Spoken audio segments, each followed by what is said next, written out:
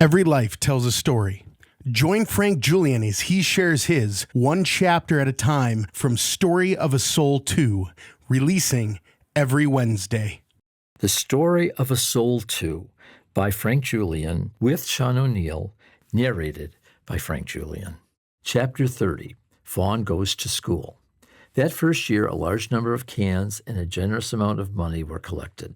The cans were brought to World Medical Relief, and the local media carried the story on the news. To my surprise, a picture of the students was sent to the National Pharmaceutical Publication and was printed. It was a privilege and a blessing for me to see them honored. Needless to say, during the next year, several students wanted to do the Fawn Project, and it was very successful.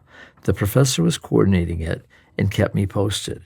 With her plans to retire, the program needed to be more established to continue. It was determined that it would become a formal student organization with a faculty sponsor and club officers.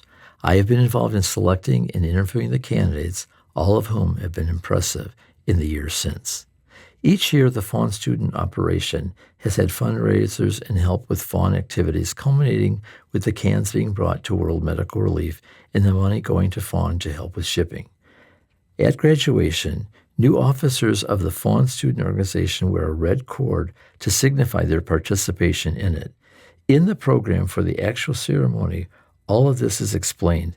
As I looked over it for the first time, I was deeply honored to see Fawn discussed in the commencement booklet for such a notable educational institution. I want to thank my son for going each year to do the lecture and to express thanks for all the students and faculty participation.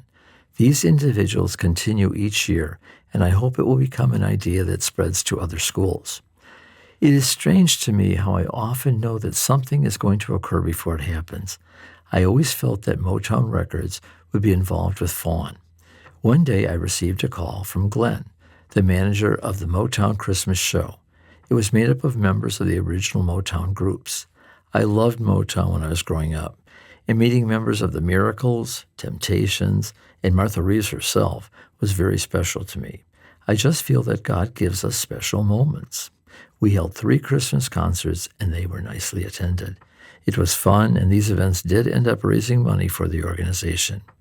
The Wayne State University students helped and ushered, and to this day, Fawn continues to be made known and advertised within the city of Detroit. A meeting was arranged for me with the manager of the Motown Museum, and she was asked about helping.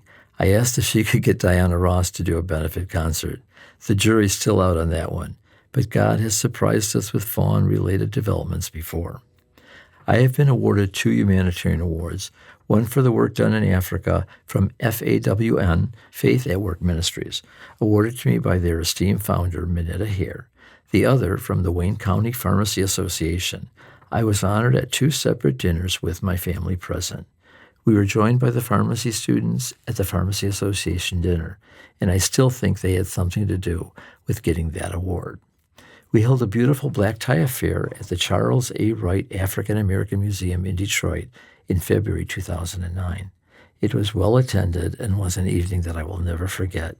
Bishop Isaac came in from South Africa as the keynote speaker. A special surprise occurred when Tracy arranged for a local singer to perform A Place in the Sun, and he did a marvelous job. If I let go, that song can always stir up a lot of deep emotion in me.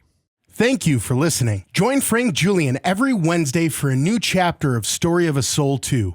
Make sure you like, share, and subscribe so you don't miss the next chapter.